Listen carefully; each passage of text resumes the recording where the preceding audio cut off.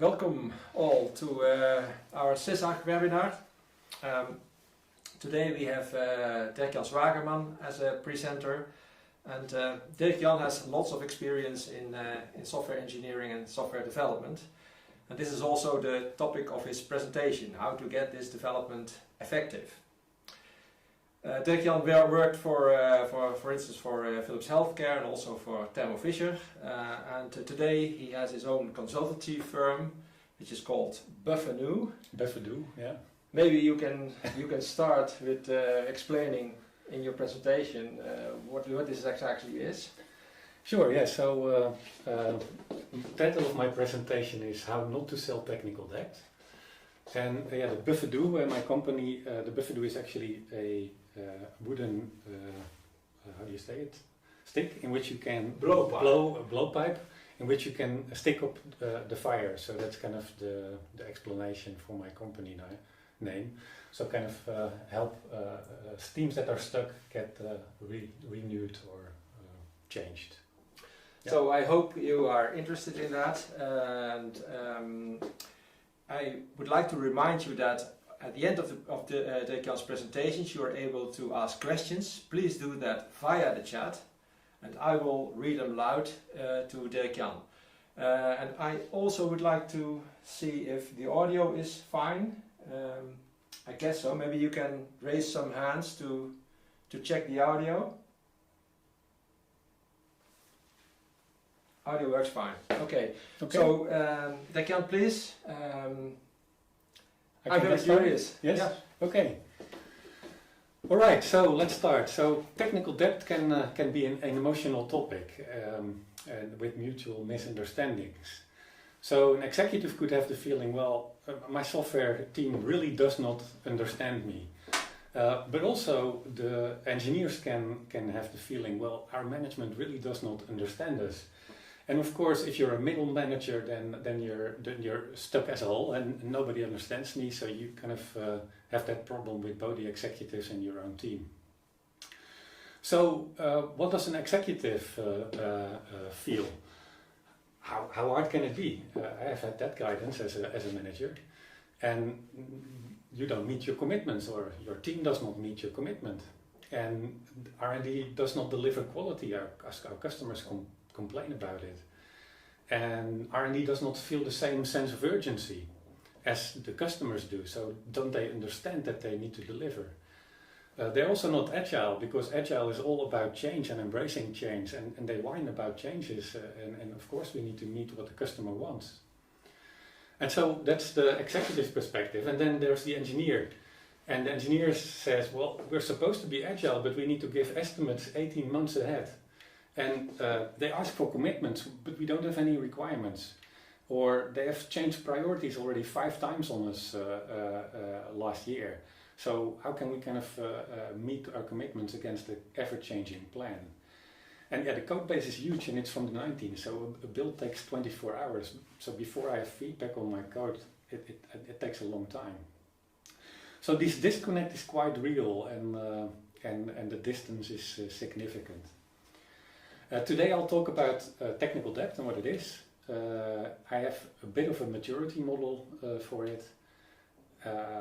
You should strike the tone talking about it. I have some software essentials for executives, some executive essentials for engineers. I'll talk about estimations and how not to sell technical debt. First, what is technical debt? I like this definition of Ruud Melen. And she talks about it in terms of trading technical learning and code design improvements for market learning and product design improvements in order to gain shorter time to market exchanges of advantages. And this is a little bit of a derived definition from Ward Cunningham's original definition, but it basically means that you have a mature team and making a very conscious decision on creating technical debt so that you can deliver faster and learn from your customers. But do we really do that in practice is kind of my question. So I have mapped this a little bit out in several dimensions on the maturity model. And this is it. So you can think about it in terms of team culture, skills of the team, processes that you use, the business environment that you're in, and tools that you use. So the least mature aspect here is technical debt is fully unaddressed. So the team is unaware, it's not trained, it's not skilled, there's no process for it, so nobody kind of works on it. The environment is hostile meaning that nobody outside of the software team would understand this or even actively pushes so much features that there's no time for it, and there's no tools. And you can kind of go on each of these dimensions in maturity. So you could address it ad hoc with some of the people are aware, some of the people are trained, there's still no process. The environment is not actively disengaging you to work on code quality, but it's not involved, and you don't have, or you use tools ad hoc. Then the next stage is that you identify it, so the team is aware, the team is trained. There's a definition of done, so people know that they need to kind of resolve it as part of the definition of done. You have a participating environment, so the executives, your product manager, project manager all help in resolving it. And you use tools for measurements. You can monitor it, another step up on maturity, where you have a supporting environment and kind of a cooperating team. Then there's the phase where you are going to prioritize it and actually have good roadmaps for it. So you have guardrails in place so you don't increase technical debt, so the situation does not become worse. And finally, basically, you have a situation where you reduce technical debt with an ever-improving team, a supporting environment that rewards a reduction of technical debt rather than increasing it. And you have advanced tools like code transformations, the more mature tooling sets that can help reduce technical debt. Now I have a little questionnaire. So for that you need to go to Miro and hopefully, so please make sure that you write down this code, go to menti.com and fill out this questionnaire while I keep presenting. And then at the end we'll take a look at the audience today. All right. Let's move on. So, a typical conversation, a little bit, how do you say it?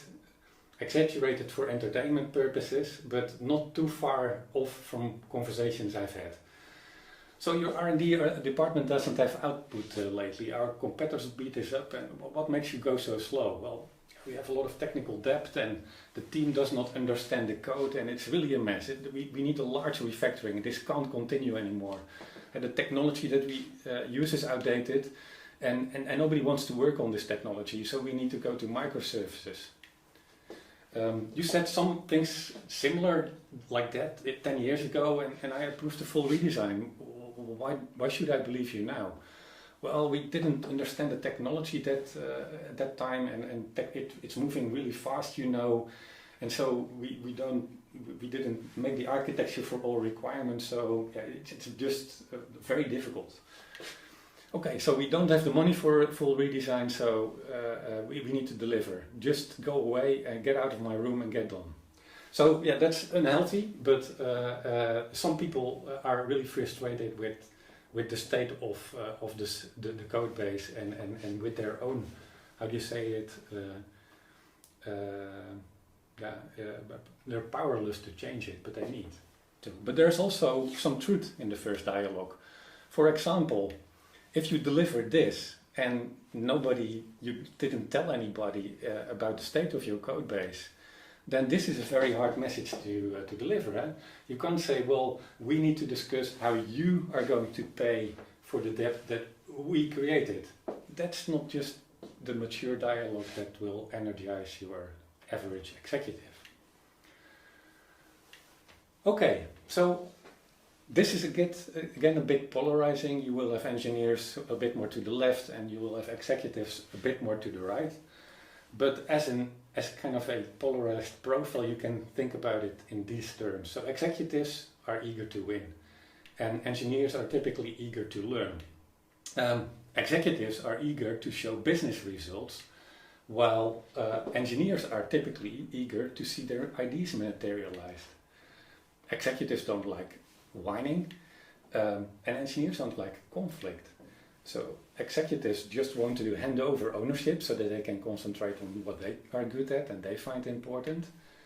And engineers just are more in search of harmony, and executives want to do what's right for the business, while the engineers want to do what's best for the longer term. And executives would express this: just tell me what you need, just tell me now and I'll deliver it to you. What do you need to kind of be predictable? And engineers will be like, well, let me think about it, not too quick. It's polarizing, I know, but it's also observable. These are observable patterns in dialogues, I think. So 3 software essentials for executives, so that you know where you may make mistakes and slow your team down unknowingly. One is software is inventory and quality is speed. A lot of people in the high-tech industry think, well, quality is not the most important things for our customer, we just need to deliver. But as we will see, if you don't have good code quality, you're going ever slower. Understand and apply Brooks' Law. I'll talk about that. Brooks' Law is about hiring people in a late phase to kind of save a late project, makes it even later. I'll talk about that in a minute. And of course, measure and improve flow over velocity. Software is inventory. What does that mean? I made a picture because software is invisible for non-software executives, and a few truths around there. So the more software a company owns and needs to maintain, the higher the maintenance cost and the lower the innovation speed. You can't see that you have this software inventory, but you have it and it may make you slower. So to stay competitive, businesses need to proactively reduce the quantity and increase the quality of the software inventory. This is a metaphor I found to kind of also communicate this idea in a more quantitative way. Imagine that you're a gardener, and in your first year you can do 5 new gardens. And you have a great year and your customers love you, so next year some of them come back for maintenance. And you can only do 4 gardens because part of your time is going to be maintaining the first 5. And now you have an installed base of 9 gardens. And so you need even more maintenance in year 3, and so on. So basically this continues until you choke in maintenance, and a lot of businesses find their software teams in this situation. And this is not too bad if you're a gardener and can actually charge for maintenance, but a lot of companies are unable to charge for maintenance, and they do have service contracts but not clear connection of the revenue of that service to their software business. And so the soundbite here is maintenance is great if you get paid, but this is hard for us as software engineering community to communicate. That's the one. So software inventory should be recognized as a business challenge. This is not something only that the software team can resolve by themselves. So executives need to start to own this. The next challenge, just one final note on this one. You can actually make a formula out of this. It's the law of exponential decline. And so this graph indicates there's lines of code on the y-axis and there's years on the x-axis. And this graph is derived from experimental data, or how do you say it, observed data on how much software a team can maintain. And typically an engineer can on average create 10,000 lines of code and maintain 50. Let's be careful by mentioning line of code. We're not Elon Musk, who kind of ranked their software team by the ones that wrote the most software, they would stay. That's actually counterproductive because it hurts your productivity. But the takeaway of this formula is that your starting productivity is a function of your overall lifetime productivity, I should say. So everything that's below the curve is a function of your starting productivity discounted at your quality. So the lower your quality, the quicker you go to 0. And that's basically this lower team had bad quality in the beginning, so they go have a lower lifetime productivity, and this team spends more time on keeping the code base healthy so they can kind of maintain a good speed. So how to make this operational if you're an executive? Well, you should measure and trend the code quality and quantity of your team. There's tooling for that. These are two code scene, and in this region we have TICs in the Eindhoven high-tech region from Tiobe, which is widely used, and it just gives a feeling, a quantitative measure to the feeling, and you should use it. And you should create incentives for your team to increase the quality and reduce the quantity, and make it a release criterion so that people can't get away with shortcuts, also not your project leaders. Handle with care, so there's this quote as well. So once a measure becomes a target, it ceases to be a good measure. So make sure that you're not religious about this. This is probably the hardest thing to get across. But work with your team whether they still feel comfortable that the metrics work for them and that they're not doing a metrics satisfaction. Then there's Brooks' Law. Brooks' Law says adding manpower to a software project makes it later. And there's tons of empirical evidence for this, and still I think this is not well known. It was already published, I think maybe 30 years ago, in a book called The Medical Man-Month, and the Medical Man-Month predicts this, and every software engineer will tell you that this is the case. So if you, for examples, ramp down a software team because you need to deliver the next year, and then ramp it down the year after that because revenue results were not as expected, that's just not smart hiring. Your software team needs time to learn, and hiring and firing in kind of a high pace and in an uncontrolled way will just make your team very slow. So be careful with massive ramp-ups. I would not recommend to grow your team quicker than 20% per year. Also, I would not recommend to reduce your team with large percentages. So make sure that you do accurate forecasting and recognize your team for the asset that it is. Then a few words on flow. So if demand is higher than delivery, you have an ever increasing gap in terms of business expectations, maybe even customer expectations in your ability in your team to deliver. So yeah, what can you do? You can optimize demand, make sure that it's actually matching what your team is capable of doing, or increase the speed of delivery. So if imagine that you're projecting this on a traffic control system, does it help to order more cars to the road to make your team go faster?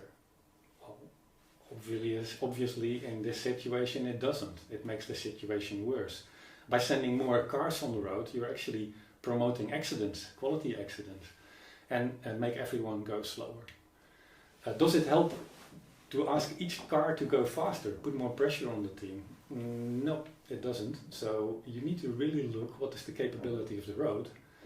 And also, you need to invest in infrastructure. You need to invest in the road quality, the width of the road.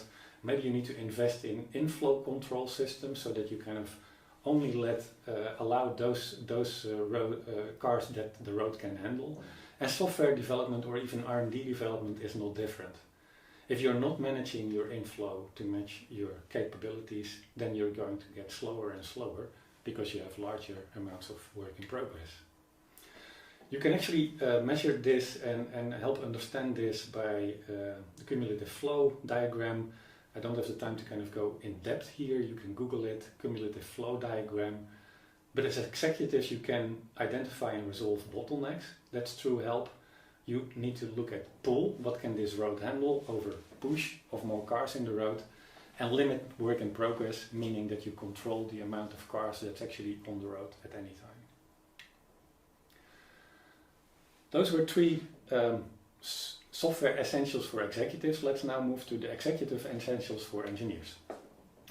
So you remember, executives are eager to win, eager to show result, don't like whining, don't like ownership. So how can you work with them? What do they like? What are they energized by?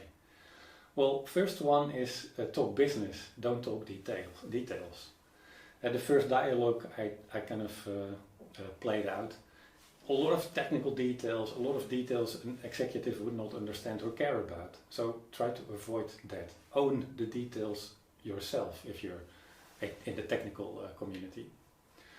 Talk about plans, not about problems. Nobody wants to kind of handle the problem or be pushed in a problem, certainly not executives. And talk actions, not ideas. Rather than kind of go in philosophy mode, or what shall we do, kind of what an engineer typically would do to remain in harmony, say, hey, I think we need to do this. Make it very concrete. Who, what, when, rather than the how. So talk business. If you have an ever-increasing business portfolio, with new customers, new markets, new features, new hardware, new obsolescences, new safety, security, privacy regulations, new standards. None of these requests came from the software team. It's the business that kind of drove that. So as software communities or R&D communities, we don't often make that visible enough. And sometimes a not technical oriented executive thinks that R&D sometimes invest these problems themselves, but they're really required environmental conditions that the R&D teams are confronted with. So make that very explicit.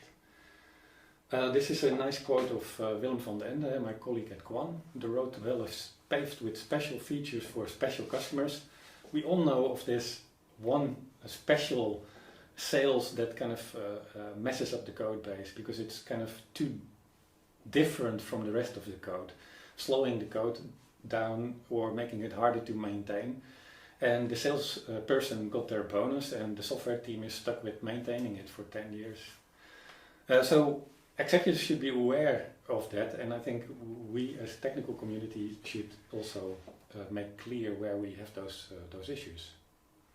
So an increasing portfolio is not technical debt. So you should discuss with your stakeholders, your business stakeholders, how to prune the portfolio, how to actively end of life certain products, how can kind of certain features be retired because they're not profitable, and you can actually reduce your code base quite a bit with that. So talk plans, agree on a roadmap, could look like this. Look many years ahead. A lot of products in the high-tech industry have like a 7 to 12 a year outlook. So you can make it visible. You can make visible, okay, we have these product introductions, but we also need to maintain them 10 years. And the next year, if you want to do another product introduction, we'll have another one of those. So visualizing this helps your product managers to kind of get a better understanding for what they need to retire. So ask your business stakeholders to rationalize the portfolio, roadmap security requests, for example, and operating system upgrades. Roadmap how you plan to distribute the supported software, so that you're not in the field have use of software packages that are obsolete from a security and maintenance perspective. And also make sure that those architectural features that are not, that the software was never designed for, roadmap refactorings for those on the moment that the business needs a feature that would be even more difficult to kind of introduce in the existing code base. So basically make use of business opportunities to help improve your code base. Now, then on towards estimations. Again, a typical conversation between an executive and an engineer. Our most important customers want to buy a new system with undeveloped hardware features with unknown technical risk. Okay, you're hearing that. We need it by unrealistic deadline. It's an opportunity we almost can't refuse. We just have to get the PO in, and we need to commit before, and then insulting time to respond. I think quite a bit of people in the call probably now recognize this situation.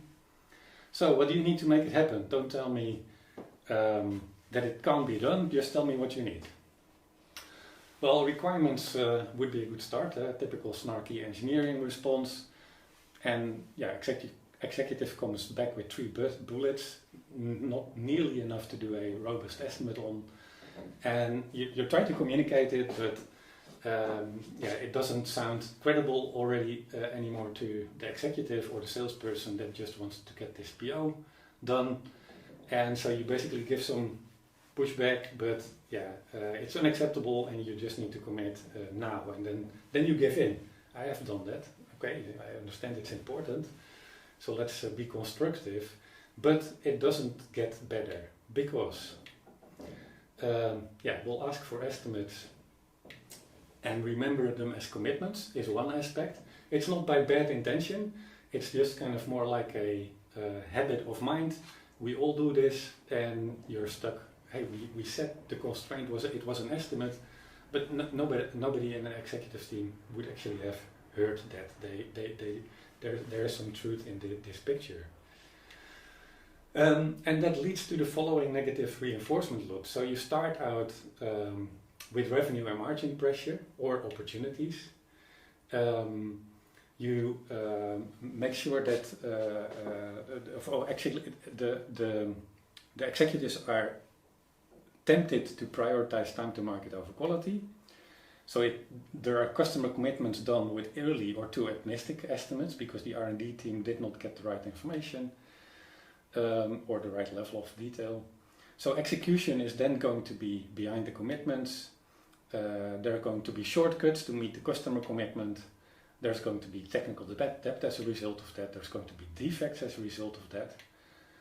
There's going to be dissatisfied customers as a result of the defects. And basically we are getting into this negative reinforcement loop. And there's another accelerator loop within this. If you do commit too early and on an optimistic estimate, you get kind of these, because you're behind the commitment, you get these interruptions and replanning and, oh shit, we need to deliver now, what can we do? And all these meetings in trying to replan and meet the original unrealistic commitments.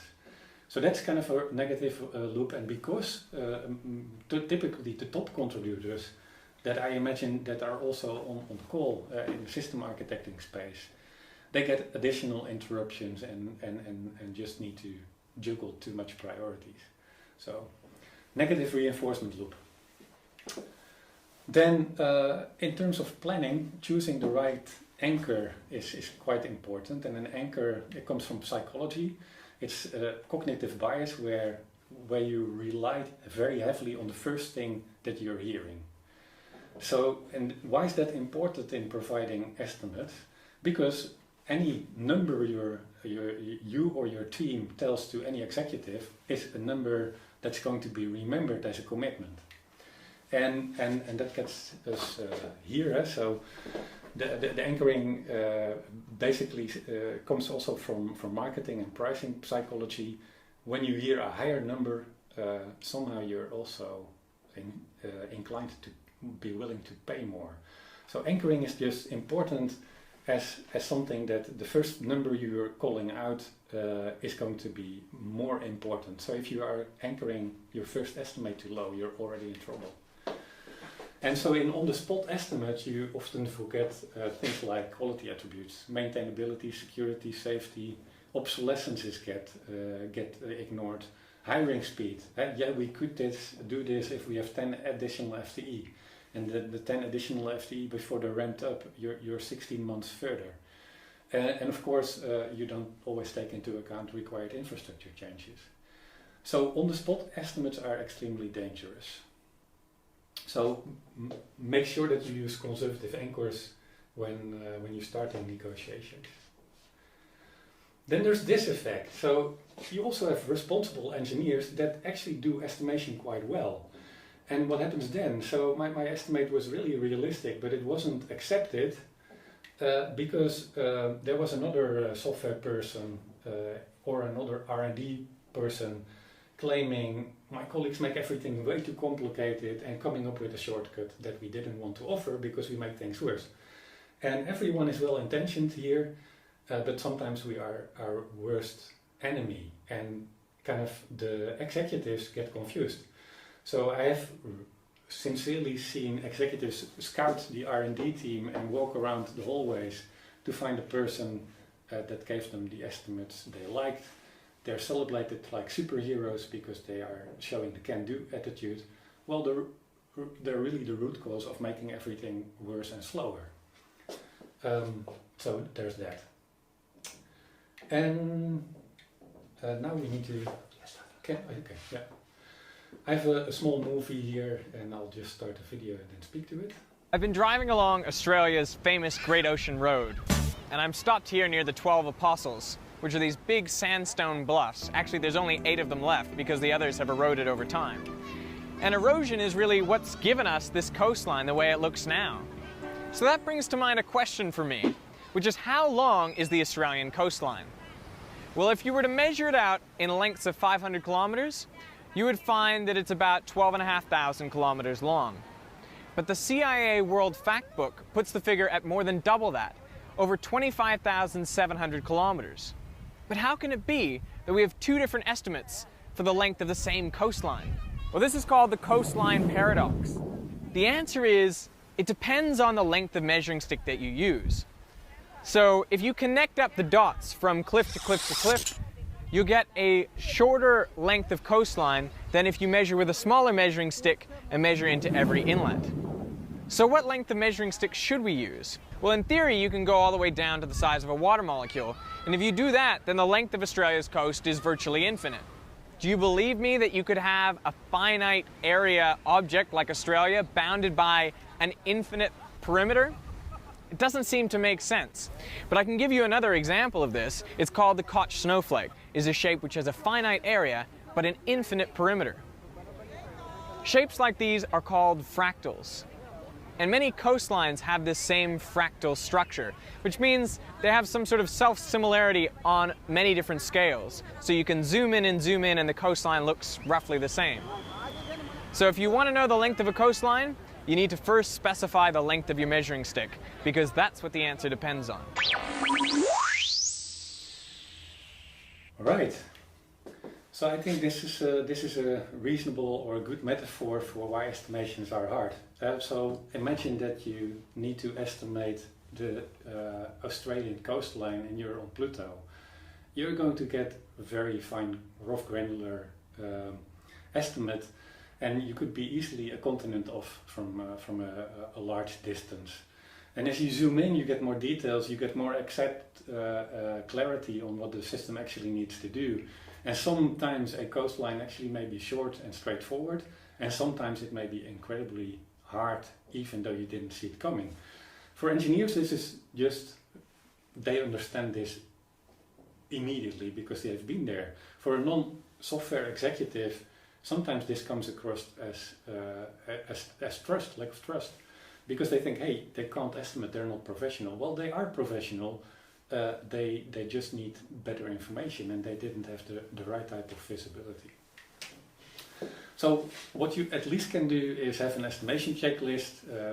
I won't go too deep, but have things in there like, are the requirements clear, and estimated what are the code quality criteria, what quality attributes do we need to do we need to schedule reduction of technical debt, etc. Okay, then a better dialogue, at least I think it could be. You still have the same entry point, so everything, unrealistic deadline, insulting time window to respond. But now, rather than kind of giving an estimate on the spot, you say, if I give you an estimate now, it would be highly inaccurate. So there's actually a business risk if I give you a too low estimate that we are not going to be able to meet the deadline. What would be the cost of a month of delay, or a quarter of delay, or maybe even half a year of delay?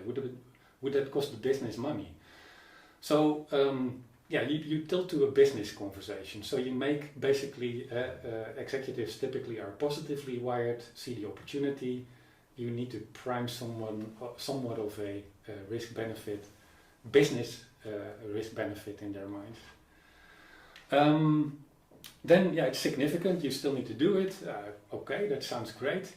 but we're working with top priority, with all our priority and all our people on the previous priority. Yeah? So you refer kind of on, hey, I have work to do, what's the cost of delay in our current top priority project, and will you then negotiate with our existing customers that we can relax on that commitment? And sometimes actually executives are quite willing to do that because the business opportunity is just so large. But at least you have made it very clear and you're not carrying the load on the engineering community. And then finally, so that's basically pivot to negotiation of priorities. So from first nego to the business conversation and then to the priorities. And then finally, well, okay, if it's the most important project, we are our players and we're constructive, that's fine, but you're never going to estimate on the spot. So I'll get back to you by date, and it will have this impact on the existing top priorities. Never underestimate on the spot, because that's a root cause in R&D to create technical debt. So how to sell technical debt? That's kind of the end conclusion. Don't just stop that. Have different conversations. So coming back to what I talked about, talk business, not details. Talk plans, not problems. Create a roadmap. Estimate for success rather than optimistically. Talk actions, not ideas. So align the internal team. Get that one person with this, hey, they make everything so complicated. Make sure that you don't have those persons in your team. Or if you have, make sure that you have very serious conversations and bring more light to how this impacts the overall team. And get improvement roadmaps committed. And the other one is then software essentials for executives. Software is inventory, so make sure that you focus on quality and reduction of that, improving the quality and reducing the size of that inventory. Know and apply Brooks law, no big movements in your software department, it's a waste of money. If investors would know, they would hold you accountable for those wastes. And measure and improve flow, not velocity. So identify and resolve bottlenecks, stimulate pull over push, and limited work in progress. That's it. Finally, these are some of the partners I work with, Quan, SWAT, Tiobe, AC, to help companies improve their legacy code base. And then we're on for questions. Yes. Okay, thanks a lot, Dirk-Jan. May I remind you that you're able to ask questions via the chat. I will read them out loud to Dirk-Jan. Dirk-Jan, in the meantime, if you want to make your software development effective, there is a lot of psychology into the equation. Absolutely, I understand yes. From your presentation. Yeah, that is certainly the case. Where did you start to interest yourself in this matter? Bitten the hard way, I guess, in realities of some of these interactions, and recognizing the different people profiles and how they operate, and actually also their exposure and what they bring to the table. If you only have engineers, you're not getting a successful company. If you only have executives, also not.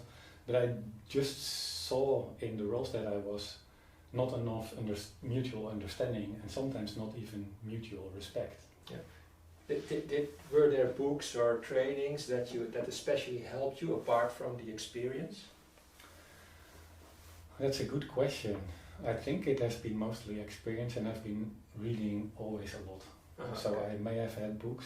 So you also read management literature? Oh yeah. And the Mythical Man that's... Yes, absolutely. I think it's already 40 years. You mentioned 30 years. It's 40 years. But it's a very old book, yeah. But remember in the Bits and Chips, and we asked how many of the people know this book, and it actually was surprisingly low. Okay. So I thought it was maybe 40-30%. So it's still a trap in to fall into. Absolutely, yeah. Let's see if there are any questions. Well, audience, you disappoint us.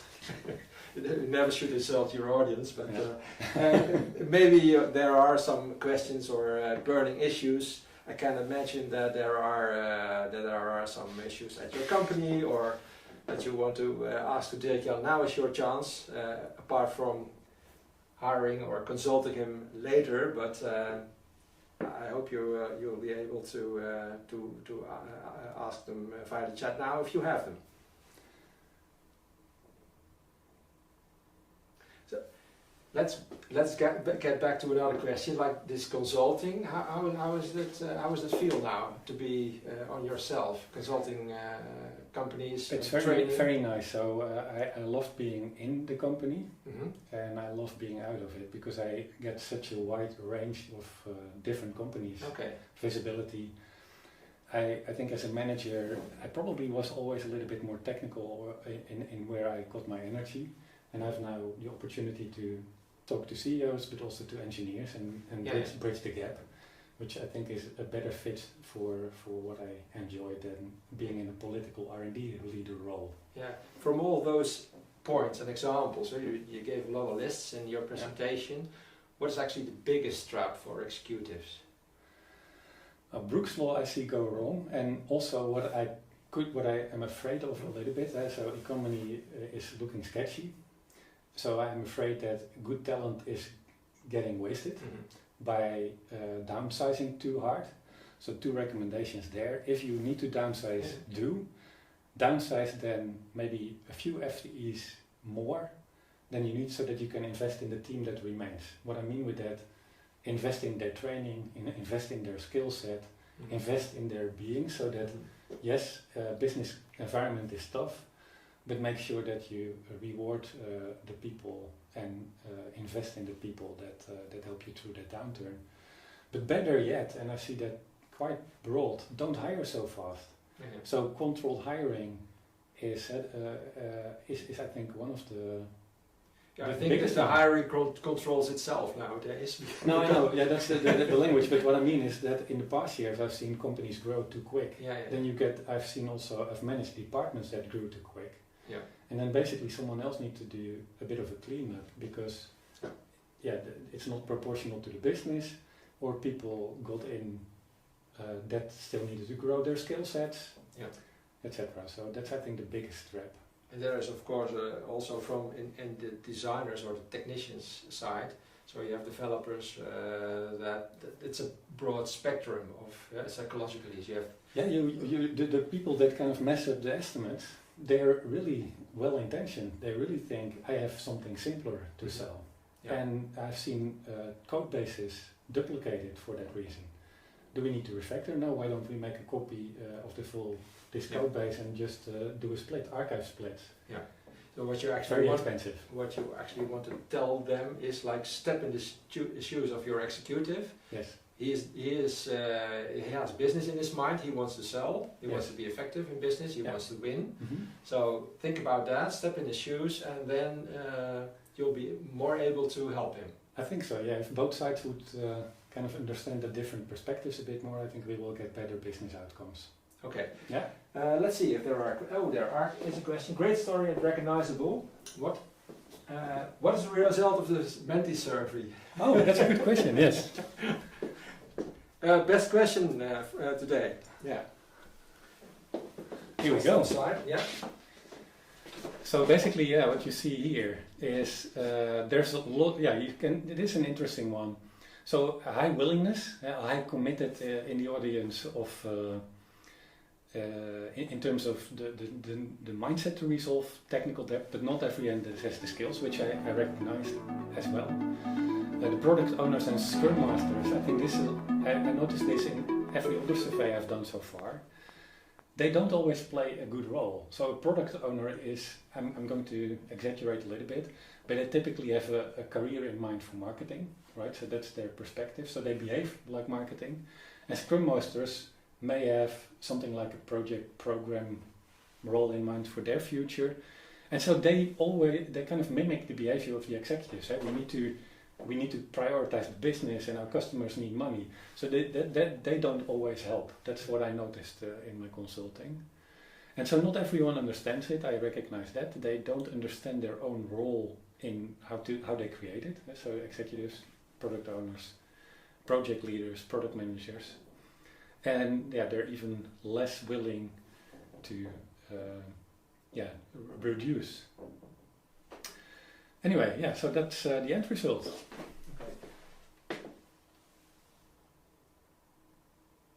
Here's a remark from somebody, Mr. Ram. A time estimation checklist is a great idea and absolutely necessary because always forget small tasks. Yes. So never estimate on the spot. If you take one thing away, I saw that first time I think myself from Uncle Bob. But yeah, that was that sticked with me because I was feeling pressured, and it's socially pressure. If you ask me for an estimate, I want to help you, but never do that. Does it help if you sort of write things down in an email or a document? Don't give if you want to give a commitment, then yes. I think that can help. I think it also is helpful to have executives understand the nature of estimations a bit. Or so maybe you should kind of have this visual metaphor, right? Yeah. This is a Pluto distance estimate. This is a Venus. So make visible, make very clear if you talk about an estimate or give a commitment. Yeah, and write it down. Yeah. What's also, if you have a Pluto level estimate, then you're making your project too big and your project and your commitment too big. And you basically, if you say, that's for the executives, if you have an engineer say, I have a Pluto level estimate on the circumference of Belgium, that's kind of a signal that someone is actually preventing you from business risk. They're not players. They basically try to protect you from making a stupid decision and committing too early. Yeah. There is another question in the chat. I will read it out loud. What are best practices for software architecture to reduce the impact of technical debt? So this is about software architecture. What should a system architect or a software architect have in mind? Yeah, so if you're a system architect and you want to help your software team, I think what can help and what's often not in place is the building blocks of your software with clear protocols between them. So your software architecture has some elements of the architecture are quite good. Some are not there yet. So have that as a map so that you know which parts of the architecture are not okay, and ask your software architect to make that map for you and use color coding, and just don't accept they make everything bad, that they need to prioritize. So use different colors for the state. You have architecture quality and code quality. Code quality I think is best done with a tool like Tix or CodeScene. Not too much of a fan of SonarQube because it doesn't test as deep. But that's something you can do. Yeah. But so there's a difference between software architects and system architects. Yes. So you can imagine that system architects maybe have a mechanical background or electronics background. Yes. So you should handle that differently, isn't it? No, absolutely. So this was also a little bit aimed to that group. So make sure that you create plans together with your software community and let them explain it to you. Also know that quality plays potentially a bit of a different role in the sense that it's not necessarily about customer defects, but every quality gap makes you go slow. And often the initial quality of mechanical and electronics is a little bit higher, so they suffer less from this decline over time. So if they understand that, then I think they can ask the architects for good plans and work on a roadmap. Yeah. I can see that there are no further questions, so I think we should wrap up, Dirk-Jan. Time's up also. Thanks for being with us today, and I hope to see you next December. We will have a speaker announced in the coming weeks. Thanks again, Dirk-Jan, and hope to see you next time. Bye-bye. Thank you.